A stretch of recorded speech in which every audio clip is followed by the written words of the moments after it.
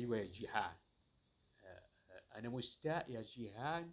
هاتيلي القهوة والبيبة علشان أقول كلمتين للوطن العربي الكبير اللي في قلبي، اللي أنا حاسس بيه، وربنا معاه.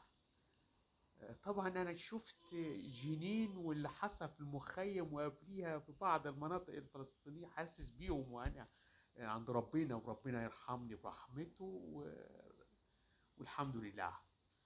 طبعا أنا اتفقت السلام كنا زمان.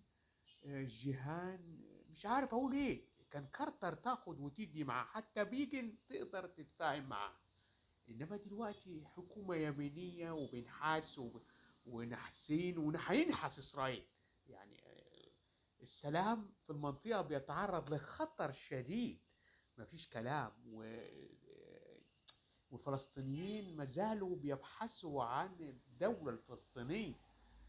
قلنا لهم زمان ايام بيجن مراد فايد كان بديفيد، قلت له القدس كل الاديان، مش النهارده مضينا بكره نرجع في كلامنا، مش شعوبنا هتقول علينا ايه والمنطقه العربيه. هات يا جيهان القهوه بصوره، البيبه كمان. مش مهم البيبه عشان ما نتعبش بقى، كفايه اللي احنا فيه. طبعا القادة العرب كلهم أكيد مستائين، والشعوب العربية كلها مستاء.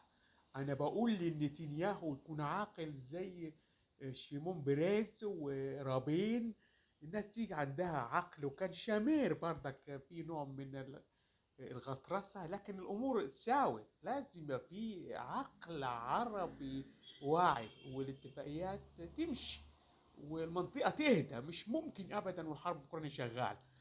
بالتوفيق للأمة العربية والقادة العرب.